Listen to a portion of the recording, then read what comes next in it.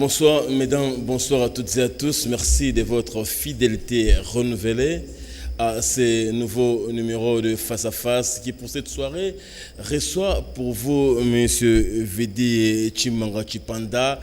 Il est leader de la Dynamique Congo Uni, un parti politique de l'opposition. Il est membre du RASOP, il est acteur politique et même social, parce qu'il a des ramifications sociales également dans ce qu'il fait dans sa vie. Il est très proche, je le dis ici, de M. Félix Antoine Tshilombo Tshisekedi au sein du RASOP. Il est très proche, c'est-à-dire qu'il y a une amitié qui lie les deux personnes. J'y sais, aujourd'hui, une fois de plus, pour la troisième fois, si je ne m'abuse, nous recevons pour tous ceux qui nous suivent, les fidèles de Face à Face, M. Vidi Tshimanga, avec qui quand même on va parler de l'actualité et puis des projections après que les choses politiques sont en train de bouger de part et d'autre. Oui, Jean-Pierre, vous l'avez si bien dit, Vidi Tshimanga, c'est un acteur important au sein du RASOP. Et s'il faut dire clairement que les derniers jours sont prometteurs et sont même délicats par rapport à cette annonce faite par les RASOP pour la grande marche que tout le monde attend le 30 décembre prochain, eh bien voilà quelqu'un qui peut nous en parler plus et nous donner justement l'état d'esprit et la santé de leur plateforme qui milite pour l'alternance dans ces pays. Bonsoir M. Vidi Tshimanga. Bonsoir messieurs les journalistes. M. Vidi Tshimanga, nous vous recevons. Le plaisir est pour nous, je l'imagine pour vous également, de partager avec nous les affaires du Congo, politiquement parlant. Je le dis en liminaire, vous êtes membre du RASOP, très proche de Tshisekedi, vous êtes patron d'un parti politique, la Dynamique Congo Uni. Seulement, il y a un bémol parlant de votre parti, l'opinion est un peu inquiète. On a comme l'impression que la DCU a disparu après qu'on vous ait reçu, quand vous la lanciez en trombe ici. Et on a comme l'impression que la DCI n'a été qu'un effet d'annonce. Bon, je pense, Jean-Pierre, que vous allez un petit peu vite en besogne et peut-être vous amalgamez un certain nombre de choses. Vous savez, depuis 2016 maintenant, il y a eu la création du Rassemblement de l'opposition. Pendant de multiples années, de nombreuses années, la faiblesse de l'opposition a toujours été sa division. Nous avions coutume à tirer chacun de notre côté et je pense que ça amoindrissait notre capacité de nuisance face à une mouvance présidentielle toujours plus grandissante parce que débouchant à gauche, à droite. Bien organisée, je ne suis pas sûr, mais en tout cas grandissante, ça c'est certain. Et c'est comme ça que, sous l'influence du président Étienne Tshisekedi, l'initiative de la création du Rassemblement de l'opposition est née et nous avons adhéré à cette plateforme, à cette organisation. Et si la Dynamique Congo Uni, notre parti, a adhéré à ça, c'est pour un vœu, c'est pour dépasser nos intérêts individualistes et regarder plutôt l'intérêt national, l'intérêt du grand nombre. Il n'était pas à ce moment-là, ni jusqu'aujourd'hui d'ailleurs, à propos de viser des individualités, mais plutôt regarder comment organiser les choses ensemble, en groupe. C'est ainsi que la Dynamique Congo Uni, mon parti, a intégré le rassemblement, à l'instar de divers autres partis politiques, parce que vous savez, aujourd'hui, le Rassemblement de l'opposition, ce sont 10 composantes. Dans ces 10 composantes, excepté la sœur aînée de l'opposition, l'UDPS, qui en elle-même, en tant que parti, est aussi une composante, les 9 autres composantes du rassemblement sont une multitude de partis politiques et d'associations amalgamées dans des composantes. C'est ainsi que vous voyez, par exemple, dans la Dynamique de l'opposition, vous avez les CID, vous avez différents partis de l'opposition qui sont dans la Dynamique de l'opposition. Il y a la coalition des alliés tshisekedi dans laquelle nous sommes, où il y a une multitude de partis politiques. Il y a le G7, il y a l'AR, avec encore une fois une multitude de partis politiques. Donc, nous avons regardé comment maximiser et prioriser l'intérêt du grand groupe, l'intérêt général, l'intérêt de la nation, avant de prioriser l'intérêt individuel, non seulement des présidents de partis, mais aussi de nos partis individuels. Mais cela ne veut pas en aucun cas dire que nous minimisons ou négligeons la bonne marche et le bon fonctionnement de nos partis respectifs. J'en veux pour preuve d'ailleurs que ce week-end, je suis en colloque avec les leaders provinciaux de la dynamique Congo Uni. Ça arrive à point nommé. Vous sembliez me dire que j'amalgamais ou je confondais. Non, ça avait à raison, mais c'est Didier Chimanga. On a lancé la DCU. Nous étions parmi les premiers à vous recevoir ici quand vous lancez la DCU. Mais après, c'était comme un feu de paille. On n'en parlait que très peu. J'en veux pour preuve également, comme vous l'avez dit, le renseignement existe. La dynamique existe, mais on voit SID apparaître. On voit l'UDPS parler, on voit le parti de Laurent Batoumona et autres vivre et être présents sur le terrain. Peut-être nous ne sommes pas au courant que la DC était en train d'œuvrer soit à l'étranger ou ici à Kin, mais seulement nous sommes inquiets autant que l'opinion qui nous a posé la question de constater que la DCU ne travaille plus que pour les ressources, mais pas pour elle-même. C'est un danger. Je comprends votre souci et je vais le prendre avec beaucoup d'amitié, je dirais même. J'en suis même, je dirais, flatté parce que je vois que vous vous inquiétez. L'opinion nous a posé la question, on fait qu'il relayait l'opinion. Et c'est une bonne chose, et je peux le comprendre. Il est vrai que ces 2 derniers mois, j'ai participé à une tournée européenne d'envergure dans laquelle il était nécessaire de relater aussi à la diaspora qui fait partie intégrante de la nation congolaise un certain nombre de choses, pouvoir leur relater un certain nombre de choses et leur expliciter le pourquoi et l'entendement du rassemblement, le pourquoi et l'entendement aussi de la dynamique Congo Uni, parce que nous avons installé la fédération de Paris, la fédération de Bruxelles, de Londres. Voilà des choses qui ne sont pas communiquées, les gens pensent qu'il y a léthargie. Non, nous le faisons, vous savez, de manière progressive. Comme je l'ai toujours dit, et vous le savez tout aussi bien que moi, la dynamique Congo Uni est un jeune parti. Nous avons commencé en 2012 réellement à nous autodéterminer et ce n'est qu'il y a 2 ans que nous avons eu nos agréments, mais nous nous sommes organisés de la sorte pour pouvoir atteindre un certain nombre d'objectifs.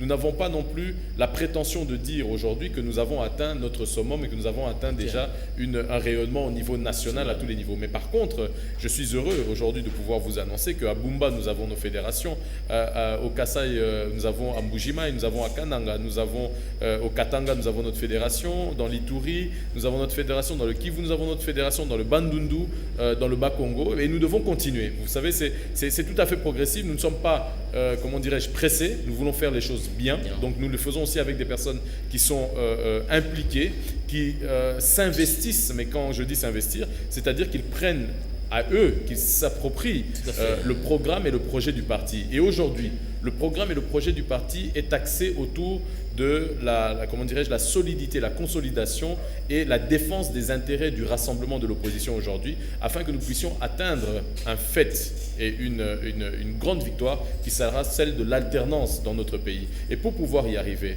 il faut que ça passe aussi par des élections libres, transparentes et démocratiques. Mais tout ça, nous ne pourrons pas l'atteindre avec des partis individualistes. Nous avons besoin et la nécessité de tout coaliser. Et c'est ça le grand sens et le grand, comment dirais, le grand challenge que le rassemblement de l'opposition s'est donné. Très bien, c'est bien dit, M. Chimanga. Jean-Pierre l'a dit en guise d'introduction. Je rebondis là-dessus. C'est vrai que vous avez beaucoup mouillé les maillots ces derniers temps pour la cause du rassemblement, chose qu'on ne vous reproche pas, c'est tout à fait naturel. Vous avez volontairement et librement adhéré à cette plateforme. Alors, ma question est de savoir comment se porte le rassemblement au jour d'aujourd'hui. Parce que nous avons observé il y a quelques semaines, surtout après le passage de Mme Niki Haley, après la volonté impulsée d'Elaé par Jean-Pierre Bemba de voir l'opposition se mettre ensemble, quelques frictions apparentes entre les membres du rassemblement, surtout en ce qui concerne la signature d'une communication commune avec les amis de l'INC et même du MLC. Nous avons senti que l'UDPS a voulu le faire à sa manière, le G7 a voulu le faire aussi à sa manière. On a semblé voir qu'il n'y avait pas une communion d'esprit. Bon, qu'en est-il exactement? Alors, il y a plusieurs volets à votre question. Et je commencerai par vous parler de la santé peut-être du rassemblement. Et pour ça, d'ailleurs, je vais profiter de l'occasion pour remercier profondément les amis de la mouvance présidentielle qui ont pu nettoyer nos rangs de certains individus qui, quelque part, essayaient de tirer le bateau vers le bas et de nous distraire de nos objectifs. Et pour ça, encore une fois, je tiens à les remercier fondamentalement. Ce ne sont pas eux qui ont quitté la barque qui est en train de couler. Vous dites qu'ils peut-être vous sont mis ont senti qu'il y a le terme en train de couler, ils ont quitté la barque. Le terme aujourd'hui communément usité, c'est celui de débauchage. Vous savez, je crois que je n'aurais pas besoin ici d'en donner la définition parce que même les Cheikh ont compris ce que ça veut dire. Donc, là, pour revenir au sens profond de votre question, c'est que le rassemblement se porte, je pense, au mieux aujourd'hui en termes de solidité, en termes de conviction, en termes d'objectifs. Après la purge. Après la purge, oui, on peut le dire comme ça, après cette forme de purge. Aujourd'hui, nous avons un sentiment d'unité. Nous avons un sentiment d'unité et de resserrer les rangs. Okay, pour pouvoir atteindre cet objectif qui n'est pas des moindres, il ne sera plus question aujourd'hui de pouvoir céder à quelque faiblesse que ce soit. Et bien entendu, nous sommes des êtres humains et tout le monde est faillible en tant qu'être humain, mais je pense que nous devons mettre au-dessus de nos individualités l'intérêt de la nation. Dans le sens de votre question, le fait de signer un communiqué commun, conjoint, ou de le signer de manière individuelle, séparé, oui. J'aimerais quand même vous rappeler encore une fois ici, et c'est primordial. Ça a trahi une certaine faiblesse. Non, ça c'est... Comme je le dis toujours, il y a des tentatives de récupération et de manipulation de l'opinion par rapport à certaines choses. Et on saute sur la moindre coquille pour essayer de... En fait, on fait des ouragans dans un verre d'eau. On crée la tempête dans un verre d'eau. Il n'y a pas lieu d'avoir de tempête, quelle qu'elle soit. Ce que nous avons aujourd'hui, c'est que ne l'oublions jamais. Le rassemblement est un amalgame de 10 composantes. Encore une fois, je vous le répète. 10 composantes qui sont indépendantes. C'est-à-dire, chaque composante a le droit et le devoir de concourir à la bonne réalisation de notre objectif commun, mais a le droit d'avoir des individualités, a le droit de continuer à mener sa réflexion, à mener ses objectifs, parce que, ne l'oubliez jamais, le rassemblement de l'opposition, comme je vous le dis, ce sont 10 composantes, mais ce sont aussi une multitude de partis politiques. Et parmi ces partis politiques, il y a des partis politiques qui sont socialistes, d'autres sont libéraux, d'autres sont des Verts, d'autres sont... Il y a une multitude de pensées et de réflexions différentes. Donc on ne pouvait pas nous demander, par exemple, d'avoir un projet social commun, puisqu'il y a des divergences sur l'entendement de la gestion politique. Voilà, exactement. Par contre, nous sommes tous d'accord sur un point focal, qui est celui de l'alternance en République démocratique du Congo et de laisser libre cours à l'organisation d'élections crédibles, transparentes et démocratiques. C'est ça notre objectif. C'est ainsi que, ne soyez jamais étonnés, de voir le G7 parler, de voir la dynamique Congo-Uni, mon parti, mais je parlerai plutôt de la composante coalition des alliés tshisekédistes, ou bien de l'UDPS, ou de la dynamique de l'opposition avec Martin Fayoulou, ou de son parti SID, de pouvoir poser des actes, prendre des décisions. Vous savez, aujourd'hui, nous avons appelé à manifester de manière constitutionnelle. Pour ce faire, il y a une procédure. Nous avons introduit des demandes. Qui a introduit la demande, entre autres? C'est les idées de M. Martin Fayoulou. Vous voyez, c'est pour vous dire que nous sommes, une coalition où chacun a son rôle à jouer. Il y en a qui sont là, qui ont des rôles particuliers, il y en a qui ont des rôles généraux, mais chacun a un rôle à jouer et nous devons prioriser l'intérêt du groupe plutôt que l'intérêt individualiste. Alors je reviens à votre question, parce qu'elle était à plusieurs volets, par rapport à ce problème UNC, MLC, et consorts. Là-dessus, ne l'oubliez jamais que nos amis de ces autres de ces autres partis politiques et entités n'ont pas adhéré à l'origine au rassemblement de l'opposition et ont cheminé, on va dire, peut-être un petit peu en parallèle ou de manière un peu biaisée ou divergente de la nôtre. Mais aujourd'hui, il semble que les amis ont rejoint la même conviction que la nôtre et la même volonté d'atteindre cette alternance en République démocratique du Congo. Et pour ce faire, il y a eu à l'impulsion, et là je reviens là-dessus, c'est le président Étienne Tshisekedi qui a appelé à ce rassemblement. C'est le président Étienne Tshisekedi qui a demandé à tous les amis, MLC y compris, UNC y compris, et tous ceux qui étaient à l'extérieur, de pouvoir se réunir tous ensemble. Ceux qui n'ont pas voulu y participer, c'était leur libre choix, et nous n'allons pas les condamner pour ce faire, mais au contraire, nous sommes très heureux qu'aujourd'hui, nous voyons qu'il y ait des appels du pied des uns et des autres, et je vous rappellerai que dans sa communication, je pense que c'était du 15 octobre dernier, le président Félix Tshisekedi, bien avant d'ailleurs que le président Pierre Bemba ne puisse appeler à cette unité, avait déjà appelé à l'unité de combat, avait déjà appelé et dit, d'ailleurs je me rappelle que des journalistes, entre autres de CCTV, lui avaient posé la question de savoir, et si l'UNC de Vital Kamerhe venait auprès de vous, est-ce que vous accepteriez? Et il avait dit, l'essentiel aujourd'hui, c'est que nous puissions atteindre notre objectif. Et c'est ainsi que, aujourd'hui, vous savez que l'adage qui dit chat échaudé ne craint pas l'eau. En tout cas, une chose est sûre et certaine, c'est que nous devons avoir une conviction que nos objectifs sont les mêmes. Alors aujourd'hui, j'ai le plaisir de vous dire que le président Félix Tshisekedi avait pu rencontrer entre autres le président Jean-Pierre Bemba à La Haye.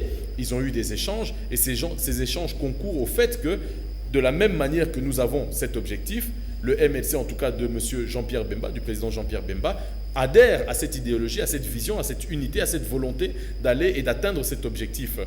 J'espère qu'il en va de même pour le président Vital Kamerhe. Vous savez, avec leur participation, on va dire, aux assises de l'OUA, il y avait un certain nombre de choses qui avaient fait que même la population se sentait un petit peu trahie parce que, bon, il était considéré aussi comme opposant. Et aujourd'hui, soyons réalistes, il y va de la prudence tout simplement, de ne pas se jeter, comment dirais-je, dans les bras des uns des autres. C'est tout simplement de se dire que, et là je vais paraphraser le président Félix Tshisekedi, qui disait lors d'une réunion, il disait, mais enfin, si M. Vital Kamerhe dit que Joseph Kabila doit quitter le pouvoir et qu'il doit y avoir l'alternance dans lui, est-ce que vous voulez que moi je lui dise de dire non? Je ne vais pas le contredire sur une telle chose. S'il adhère à notre vision et à notre réflexion, pourquoi est-ce que je vais l'empêcher? C'est ainsi que si M. Vital Kamerhe adhère et signe ce document que vous avez dit que chacun a signé de manière individuelle, mais qui concourt dans le même sens et dans les mêmes objectifs, s'il l'a fait, c'est notre plus grand plaisir, notre plus grand bonheur, et tenons-nous la main, allons de l'avant et atteignons nos objectifs. M. Fidé Tshimanga, je vais rebondir dans ce qu'a dit tout à l'heure là, relativement à cette signature qui a posé un peu plus de problème. Nous sommes au courant d'un certain nombre de choses. Seulement, je me dis, vous du RASOP, vous proche de Tshisekedi, vous confirmez l'opinion qu'entre Tshisekedi et Vital, il n'y a pas de méfiance. Tout bien dans l'huile. Mais écoutez, je pense que s'il n'y a pas de méfiance, bien évidemment. Non, attention. Je pense que nous parlons ici politiquement parlant, voilà, c'est là où je voulais en arriver. Voilà. Nous parlons ici de faits politiques. Tout à fait. Et nous parlons, il faut se le dire,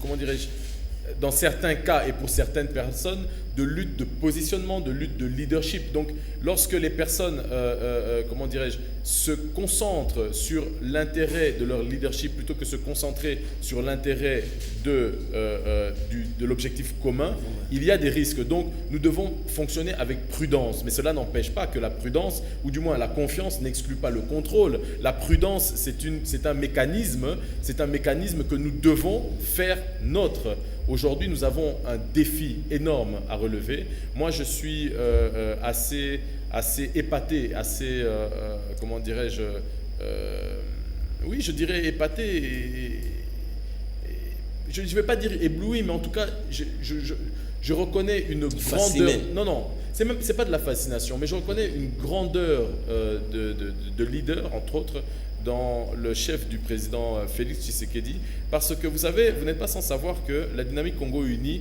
au nom de la coalition des alliés tshisekédistes, avait pris les devants, et nous avions déclaré et nous continuons d'ailleurs à déclarer que notre futur candidat, en tout cas celui que nous soutiendrons comme candidat président de la République, c'était M. Félix Tshisekedi. Eh bien, sachez que le président Félix Tshisekedi, dans son entendement, il dit que la priorité aujourd'hui, ce n'est pas de savoir qui sera le président de la République demain. La priorité aujourd'hui, c'est de savoir si le futur président de la République sera issu d'élections libres, transparentes et démocratiques, organisées de la bonne manière. Et pour ce faire, il faut que les uns et les autres, leaders, tous les leaders, où qu'ils soient, taisent un petit peu leurs égos individuels et puissent se tenir la main ensemble pour atteindre cet objectif. Et moi, je loue cette je voulais que vous apaisiez mes difficultés. Vous parlez bien français, je dois vous l'avouer. Vous avez joué avec les mots, mes difficultés. Je parle de méfiance, vous me brandissez prudence entre les deux ou la démarcation. La question, elle est assez claire. On est dans un cas de figure que très peu de gens veulent s'afficher avec Vital Kamerhe comme opposant. Vous, Rassop, vous, DCU, vous, Félix Tshisekedi, est-ce qu'entre Vital et vous, il y a méfiance ou bien il y a la prudence qui fait que vous soyez un peu éloigné? Écoutez, et encore vous une fois, vous rapprochez un peu plus je reviens difficilement? sur le cas purement politique de la situation. Je pense que ce soit dans le chef des uns et des autres, il y a de la prudence. Pas de la méfiance. De la prudence pour ne pas tomber dans des travers où les uns et les autres pourraient, comment dirais-je, se dédire ou du moins nous amener à trahir. On dira, le serment que nous avons scellé avec notre population qui nous demande au jour le jour de ne pas la trahir justement. Donc nous ne mettons pas l'opprobre sur l'un ou sur l'autre. Nous allons partir de bonne foi et dire que nous croyons en la bonne volonté des uns et des autres et nous espérons qu'ils vont aller jusqu'au bout de ce combat. Nous n'aimerions pas aujourd'hui de nous retrouver dans une nouvelle coalition. C'est la raison pour laquelle peut-être les uns et les autres ont signé de manière individuelle, séparément, mais concourant vers le même objectif. Nous n'aimerions pas aujourd'hui être de nouveau dans une plateforme ou une coalition de plus grande envergure ou que sais-je, et que demain, à deux doigts ou à minuit moins 2, nous voyons encore un ami qui va dire bon, finalement, puisque les autres ne veulent pas, moi je vais accepter de signer tel accord, tel machin. Non, nous ne voulons pas ça. Alors nous restons sur nos positions dans le sens où nous avons des objectifs. Le rassemblement de l'opposition aujourd'hui, le RASOP, a des objectifs. Il est reconnu par tous, tant au niveau national qu'au niveau international, que dans la diaspora congolaise de partout. Il est reconnu comme aujourd'hui l'alternative, du moins la puissance, la force, le levier qui aujourd'hui se bat contre une mouvance présidentielle fatiguée. Et je dis bien fatiguée parce que on le voit, aujourd'hui, elle n'a plus d'autre recours que de recourir à nous interdire de pouvoir jouir de nos droits constitutionnels, entre autres le droit à la marche, le droit à la on va y arriver, il y a un chapitre réservé à ça, Oui, justement, M. Tshimanga, lorsque Jean-Philippe parlait tantôt de cette acquaintance que vous, personnellement, Vital Tshimanga, avez avec Félix Tshisekedi, justement, vous m'avez presque coupé l'herbe au pied, mais je voudrais quand même revenir sur le fait que vous avez déjà annoncé il y a quelques mois de cela, vous en tant que président d'un parti politique faisant partie du RASOP, votre volonté de voir Félix Tshisekedi président de la République.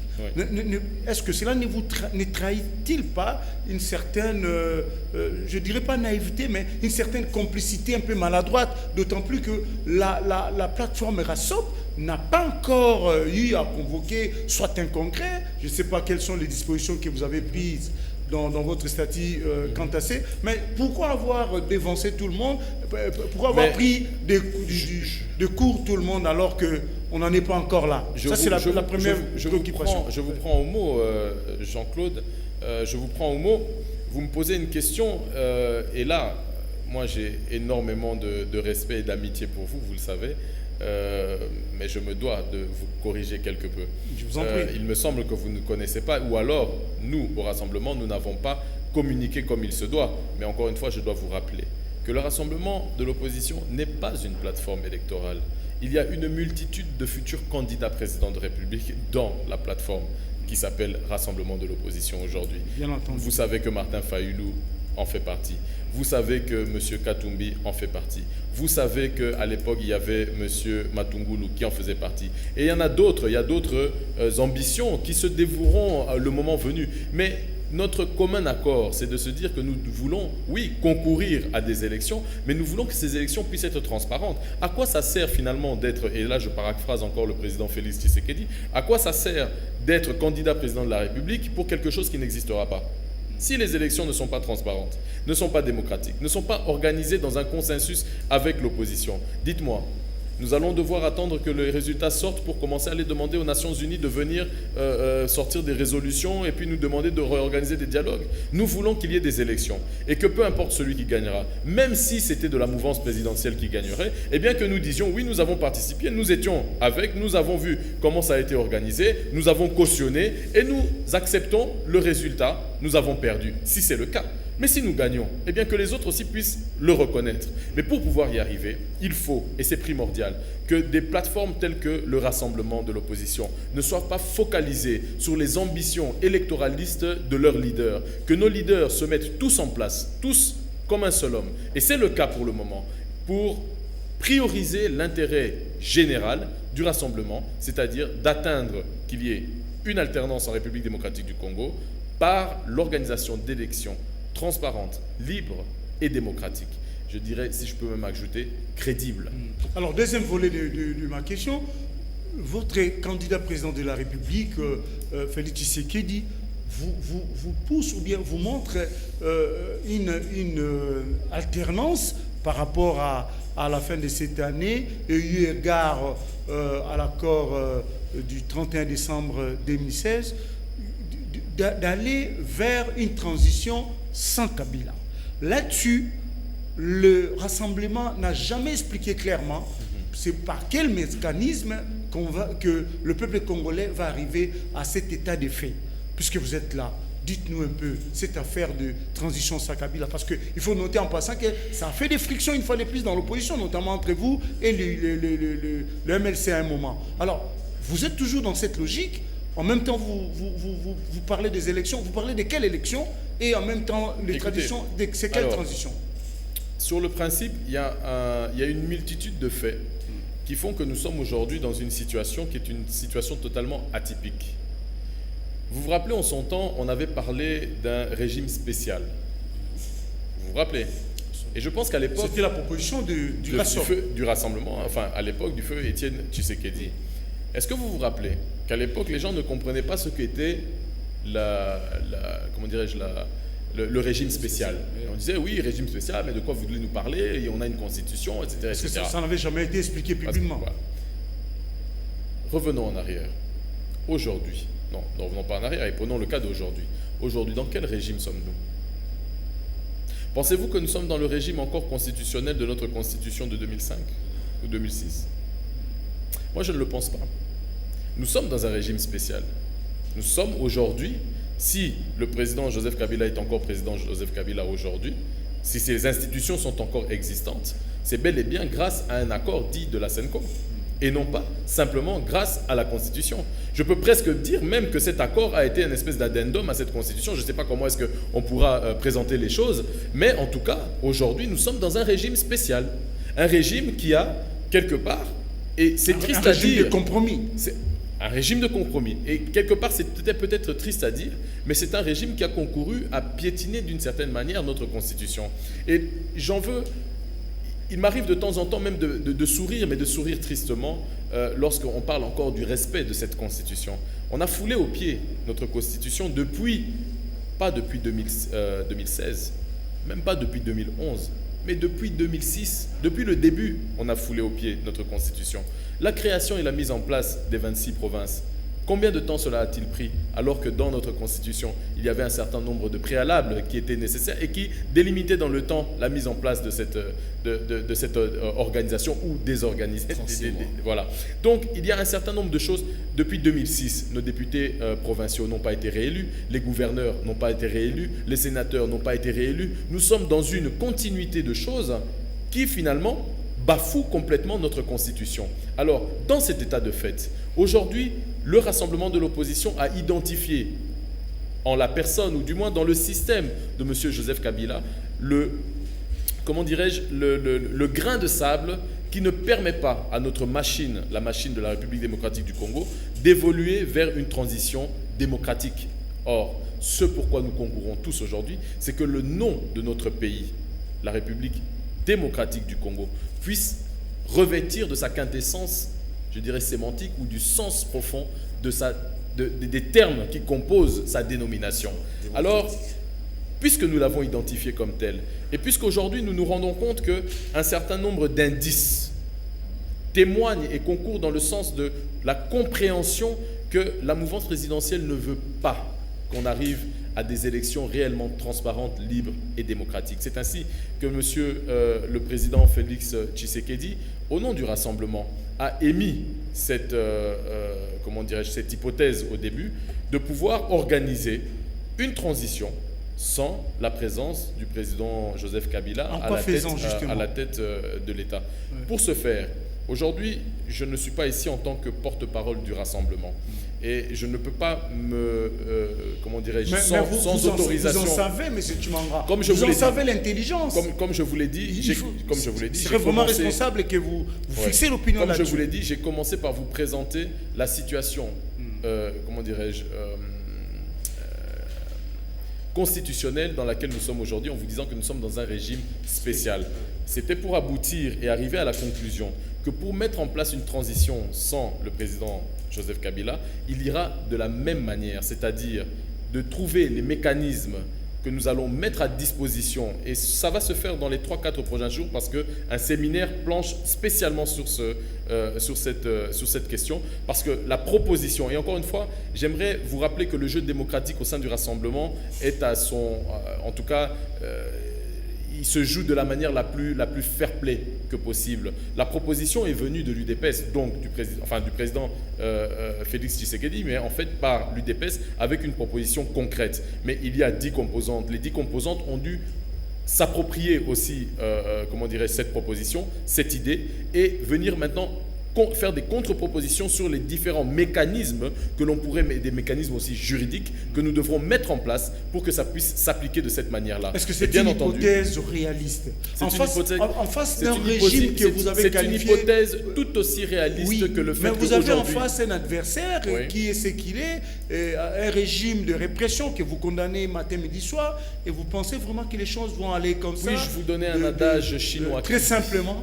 Un adage chinois qui dit: tant va la cruche à l'eau qu'à la fin elle se brise. C'est-à-dire, pour exprimer autrement, vous me posez la question de savoir si ça peut être réaliste avec un régime aussi répressif. C'est de ça que vous parlez. Vous savez, cette répression, elle est appliquée par des hommes qui sont des Congolais. Je vous parlerai de notre police nationale.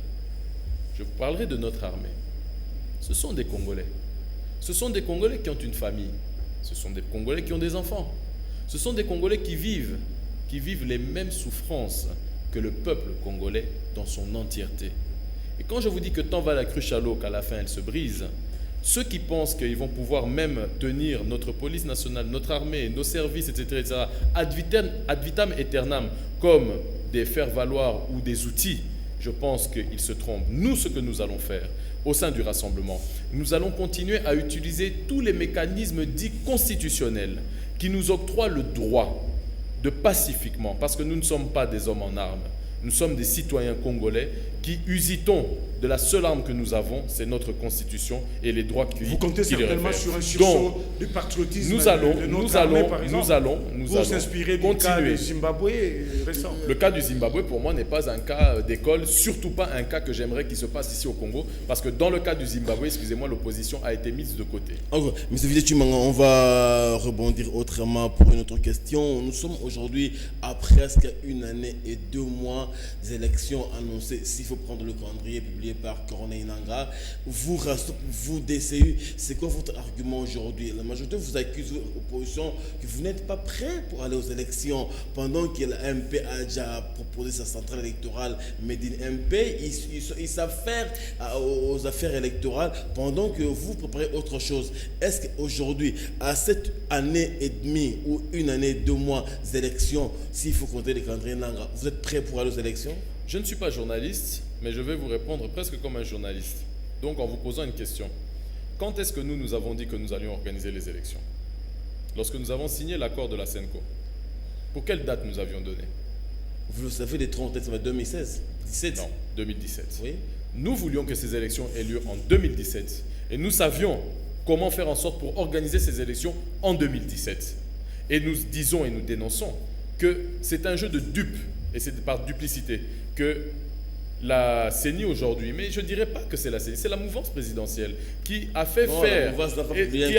qui a Corneille Nangaa, une toute personne a publié un calendrier. Permettez-moi... La signature n'est pas celle de Minac ou à Tundoulion, c'est la signature de Nangaa et compagnie. Permettez-moi, cher ami, de douter de la probité morale de certains acteurs, entre autres de la CENI, raison pour laquelle, dans l'accord de la SENCO, nous avions demandé la restructuration de la CENI en tant que, parmi comment dirais-je, nos délégués à la CENI, parce qu'il y a des délégués de l'opposition là-bas. Et nous avons demandé à la restructuration de cette CENI. Ce n'est pas pour rien que nous l'avions demandé. Lorsqu'aujourd'hui, vous voyez que lors des réunions de Kingakati, il y a les représentants et les numéros 2 et 3 et 4 de la CENI qui vont participer à des colloques et à des réflexions pour savoir comment pérenniser le pouvoir de la mouvance présidentielle. Permettez-nous. Ils viennent quelque part. Ils viennent quelque part. Ils ne sont pas tombés du ciel, ces animateurs-là de la CENI. Permettez-nous donc, à ce moment-là, de douter de la probité morale de certains animateurs de cette CENI.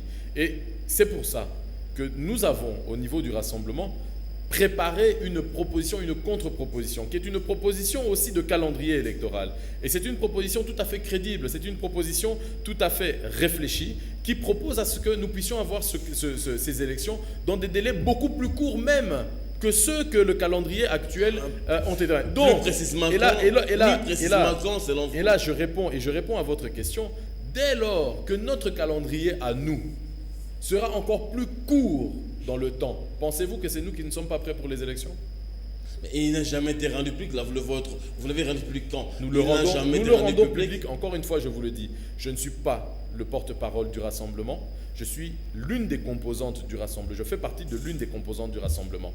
Il y a un porte-parole du rassemblement. Les travaux sont en cours à l'heure où je vous parle aujourd'hui nous sommes en train de parler, pour pouvoir vous présenter officiellement aussi notre calendrier. Et ça va se faire je dirais peut-être dans les 24 ou 48 heures à venir. Mais au-delà de tout, que ce soit le calendrier de Corneille Nangaa ou le vôtre, êtes-vous prêt à aller aux élections? Nous sommes totalement prêts. Avec quel-argument?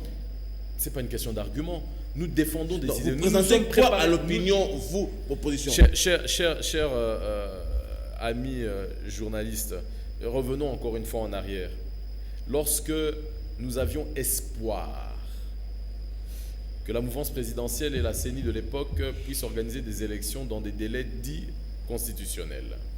Vous vous rappelez, vous vous souviendrez, qu'en novembre, décembre 2015, on nous a demandé d'aller nous inscrire sur des listes électorales pour les élections provinciales. Vous vous rappelez? Oui. Je vous parle au nom de la DCU. Nous avons aligné tous nos candidats. Et nous faisons partie des rares partis politiques et plateformes électorales qui n'ont même pas eu de dossier rejeté.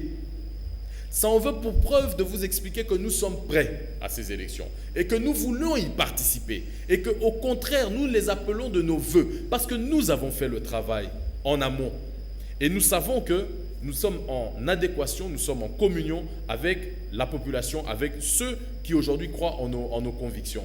Et aujourd'hui, dans le rassemblement de l'opposition, comme je vous l'ai expliqué en début d'émission, c'est une multitude, peut-être, et je dis bien peut-être que d'ici quelques semaines, on créera une autre plateforme, on dira que celle-là deviendra électorale. Mais elle ne pourra exister que lorsque nous aurons atteint notre objectif, celui d'être assuré que les élections auxquelles nous allons participer seront des élections. Non, pas auront lieu. Oui, aussi auront lieu parce qu'on n'est même pas sûr qu'elles auront lieu, mais soient libres, transparentes et démocratiques. Mais effectivement, la question, elle demeure. La majorité dit avoir des arguments qui pèsent. Kabila a un bilan qu'elle défend tous les jours. Je reviens à la question.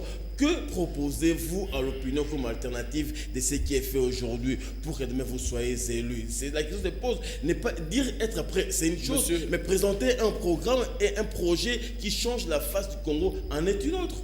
Monsieur Jean-Pi, vous trouverez raisonnable que ici, en fin d'émission, je commence à vous expliciter le programme politique et le projet social de mon parti. Ça, c'est l'alternance, ou du moins, c'est ce que j'aimerais opposer en tant que Dynamique Congo Uni et des partis avec lesquels nous sommes en alliance pour aller aux élections, que nous aimerions proposer. Mais je viens encore une fois vous rappeler une chose fondamentale. L'objet du rassemblement de l'opposition aujourd'hui, ce n'est pas de présenter un candidat ou des candidats aujourd'hui, demain à des élections. Ce n'est pas ça l'objet du rassemblement. L'objet du rassemblement et notre objectif, c'est d'obtenir l'alternance et d'obtenir des élections. Le jour où nous aurons atteint cet objectif, à ce moment-là, nous pouvons vous garantir que lorsque nous saurons que le calendrier nous présente, comment dirais-je, la période de propagande, la période de présentation des projets de CCI, etc., si aujourd'hui vous avez besoin du projet de société et des objectifs que nous, à la DCU, nous donnons, je vous invite cordialement ce week-end à la rencontre que j'ai avec les sectionnaires de la ville de Kinshasa et vous aurez ces éléments-là. Mais ce n'est pas en 5 minutes que je vais vous expliquer. Vous êtes en train de nous dire que le rassemblement de l'opposition n'a pas de projet. Non, le rassemblement de l'opposition n'est pas le rassemblement de l'opposition. Encore une fois, c'est primordial. Il faut le mettre dans la tête de tout le monde.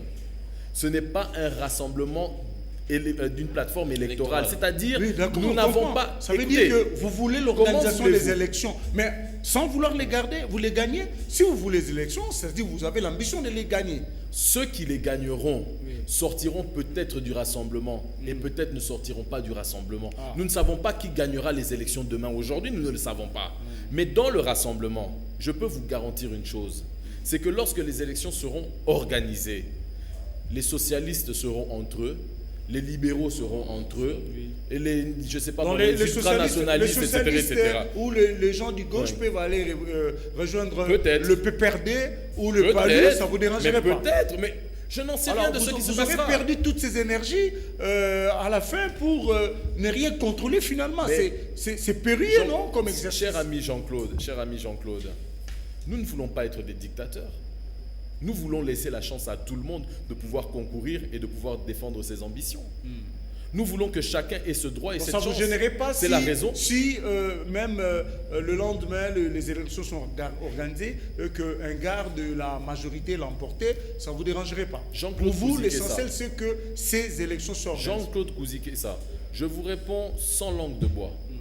Si nous participons et que nous organisons les élections libres, transparentes et démocratiques, bref, des bonnes élections, et que la majorité présidentielle ou la mouvance au pouvoir actuel gagne ces élections, nous continuerons notre opposition, mais de manière juste et légale.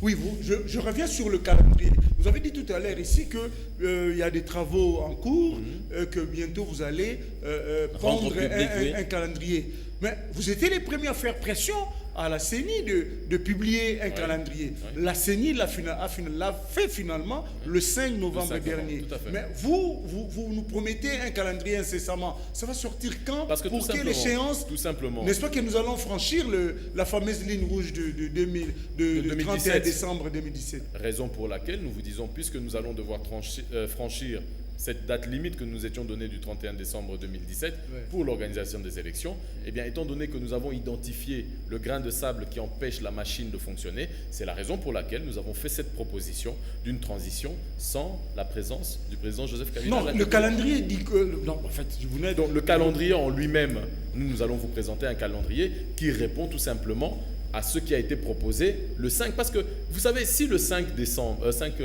novembre, la CENI nous avait proposé un calendrier qui nous disait, je ne sais pas moi, même élection le 31 décembre 2017. Ben, est-ce qu'on aurait eu besoin de vous présenter un nouveau calendrier? Mais vous avez bien dit. Non. Oui. Les 14 jours qui viennent de nous séparer de la date de présentation du calendrier de Nanga, il a fallu qu'en tant que personne responsable, en tant que politique avisée, nous n'allons pas opposer à ça une réaction épidermique. Non.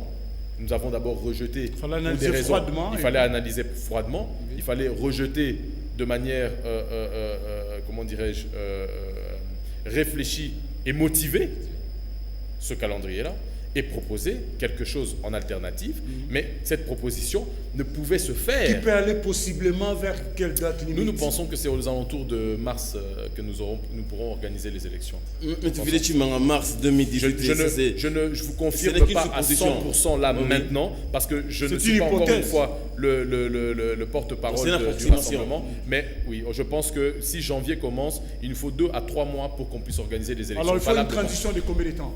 Votre transition sans Kabila. Si transition sans Kabila, ce sera peut-être 2 ou 3 mois. Il faudra pas, peut-être 4 mois si le temps d'investir le nouveau président de la République. C'est tout. Mais Chimanga, vous semblez un peu insister beaucoup sur la date du 31 décembre 2017, au cours de laquelle il n'y aura pas élection, visiblement, techniquement parlant. D'ici, nous sommes au mois de novembre, d'ici au 30 décembre 2017, qu'est-ce qui va se passer? On fait quoi? On tourne les pouces, on attend votre calendrier. Vous faites que finalement, vous politiques? Nous, en tout cas, nous prenons nos responsabilités. En termes de... Nous allons épuiser tous les mécanismes que notre Constitution nous octroie. Tous nos droits, tous nos devoirs face à la République, face en tant que citoyens. Au-delà même de nos casquettes de politique, au-delà même de nos casquettes de leaders politiques pour les uns et les autres, eh bien, nous avons le devoir en tant que citoyens congolais eh bien, de revendiquer nos droits. Eh bien, c'est ce que nous ferons. C'est ce que nous ferons. En faisant quoi exactement? Par des actions. En écrivant au chef de l'État, en écrivant au Parlement, en écrivant au gouvernement Tchibala, en faisant quoi? Écoutez, je pense que nous n'allons pas faire verser dans trop d'humour, parce que je pense que l'heure est grave. L'heure est grave. Nous parlons de toute une nation. Nous parlons de tout un peuple. Qu'ici aujourd'hui, d'ailleurs, vous avez vu ce qui s'est passé en Libye. Et vous serez peut-être offusqué de voir ma réponse par rapport au fait de ce qui s'est passé en Libye. J'ai répondu à certains amis, les exactions commises sur les ressortissants africains, noirs africains, parmi lesquels des Congolais, ces exactions sont plus que condamnables, sont des exactions d'un autre temps, c'est des exactions barbares. Mais ce ne sont que des conséquences. Et la cause, ce sont nos régimes. Ce sont nos régimes politiques. Ce sont ces régimes qui aujourd'hui font en sorte que nos populations n'aient plus d'autre choix que de fuir leur propre pays. Et fuir par des chemins biaisés et qui les amènent dans la gueule du loup. Et lorsque vous savez que cet esclavage commence dans notre pays, en tout cas pour les Congolais, j'en veux pour preuve, allez dans les mines en Ituri, au Maniema, au Katanga, des mines qui appartiennent à des étrangers. Et vous y verrez des enfants de 5 ans, 6 ans, 7 ans descendre dans les mines, parfois mourir dedans, se faire ensevelir. Si ça, ce n'est pas de l'esclavage, vous m'expliquerez. Lorsque vous voyez que dans des pays, dans des provinces reculées, et parfois des provinces qui ne sont pas si lointaines, le Kasaï dernièrement, lorsque vous voyez ce qu'on nous amène à subir, et rappelez-vous de cette vidéo qui est passée sur tous les médias, sur Internet, où vous voyez un chef coutumier qui déshabille une femme, qui déshabille le beau-fils de la femme, nu, qui l'oblige, ces deux personnes, à avoir des rapports sexuels sur la place centrale du village. Et ensuite qui les décapite et les coupe en petits morceaux. Vous savez, mon nom, Vidier, Chimanga Chipanda, trahit, je pense, mon origine. Je suis Kassaïen. Dans mes coutumes, la nudité d'une femme, la nudité tout court, c'est quelque chose qui nous fait peur. Est-ce que vous pensez réellement que ces genres d'actions-là pouvaient exister au Kasaï? Que ce genre de choses-là pouvaient réellement se faire sur notre territoire? C'est à cause de ce genre de choses qu'on vient nous faire croire qu'ils viennent de nous. Lorsqu'on inverse complètement nos valeurs, à nous les Congolais, qu'on se retrouve dans des situations où notre pays et notre peuple est obligé de commencer à fuir et de se retrouver en exil ou bien dans des situations gravissimes comme ce qui se passe en Libye. Et c'est pour ça que je vous dirais, pour répondre à votre question, que notre Constitution, et là je vais m'adresser même à nos amis de la mouvance présidentielle, qui aujourd'hui se targuent de défendre aussi cette Constitution. Je leur demanderai de nous laisser, puisque nous ne sommes que la minorité, nous l'opposition, puisque eux sont la majorité, et quand on dit majorité, ça veut dire aussi majorité au niveau populaire.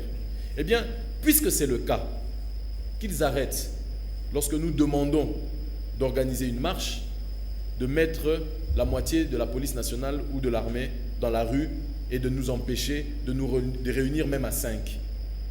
Qu'ils arrêtent de nous considérer comme des cibles mouvantes, qu'ils arrêtent de nous empêcher de pouvoir jouir de cette constitution dont eux-mêmes aujourd'hui se targuent d'être les défenseurs. Puisque vous parlez de cette marche-là, Expliquez-nous un peu cet exercice-là du 8 novembre, vous passez au 30 novembre. C'est juste parce que... Le 18 novembre, c'était prévu. 18 novembre, pardon. 28 novembre. Non, le 28 novembre. 28 novembre. Je sais de quoi je parle. Du non, 28 vous avez dit 8. C'est 28. 28. Ouais. Je pensais dire 28. Excusez-moi. Je dis 28. Donc, au 30. C'est quoi cet exercice, ces changements des dates, bien que l'on dit motivé par le fait qu'on ne voulait pas qu'il y ait accrochage avec la majorité présidentielle qui a promis de faire, d'organiser sa marche le même jour. 28, oui. Alors, Eh est-ce ben, que c'est juste que vous évitez, c'est comme on dit à Nga, la Mastakimi Komba, c'est comme ça? Cher ami, nous sommes fair play, non? Biso tolingi to mema bango na mira makwanza. Balobi ba osala la marche le 28. Totikeli bango ba sala la marche le 28. Mais tolobi pe batikela biso pe le 30. Mais le 30 ba indi sanzela na ba policier te. Ba pe ki sa biso totamola te. Ba boma biso te. Ba kanga biso te. Ba bokela biso pe bala kimogène te. Eloko to sengi nde yango wana. Mais bango ba sala le 28, totikeli bango. Effectivement, on va chuter pour parler d'un de votre camp politique, le photo d'Elie Sessanga qui a été pratiquement lynché à Kenge. Et cela ne fait pas peur pour la suite des événements parce que Sessanga a pris le maire a autorisé, mais quand il a atterri, Kenge est barricadé. Et cet épisode-là ne vous fait pas peur? Mais la peur, elle est dans notre ventre, c'est normal, nous sommes des êtres humains. Ne croyez pas que nous sommes des gladiateurs ou que nous sommes des robots. Ne croyez pas que lorsqu'on vous dit que nous allons marcher demain, que nous n'avons pas peur non plus. Oui, nous avons peur. C'est évident que nous avons peur. Nous avons peur parce que nous n'avons pas d'armes. Nous avons peur parce que devant nous, nous avons des personnes qui vont nous réprimer, sûrement de la manière la plus violente. Et ils le disent et ils nous préviennent. Ils nous disent même de regarder les photos de nos enfants et de nos familles avant de sortir de la maison. Donc nous avons peur. Mais nous avons encore plus peur de continuer dans la dictature. Nous avons encore plus peur de nous retrouver à genoux et de devenir ces esclaves que l'on voit traverser pour aller en Libye. Voilà de quoi nous avons peur. Et nous avons le devoir en tant que citoyens congolais de demander aussi à nos amis, à nos frères et sœurs, à nos parents qui sont de la police nationale, qui sont de l'armée, qui sont les garants de notre sécurité, de pouvoir agir de manière civique, si je peux utiliser le terme.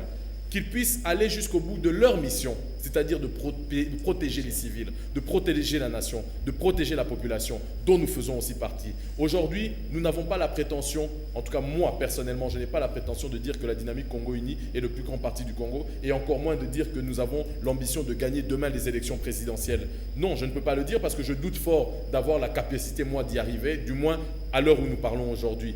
Mais pourquoi est-ce que nous faisons tellement peur à cette majorité présidentielle qui, elle, a la majorité justement? Moi, j'en veux. C'est un bel exercice. Et vous venez de me donner une bonne idée.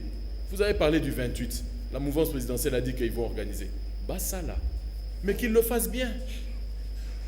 Bati que la bisopé le 30. Parce que si, et je le répète, je l'ai dit tout à l'heure, s'ils nous empêchent d'agir le 30, ça veut dire que finalement la peur dont vous parlez, ce n'est pas nous qui l'avons, c'est eux. Merci, M. Vidier-Chimanga. On va clore l'émission avec 30 secondes. On va vous laisser de nous dire en 30 secondes si vous croyez à un Congo nouveau dans les jours à venir. Vous, en tant que politique, devant la caméra. Ce n'est pas simplement croire. Je suis fondamentalement convaincu. Et je suis déterminé. Je sais, je ne crois plus, je sais que le Congo de demain, ce n'est plus le Congo d'aujourd'hui.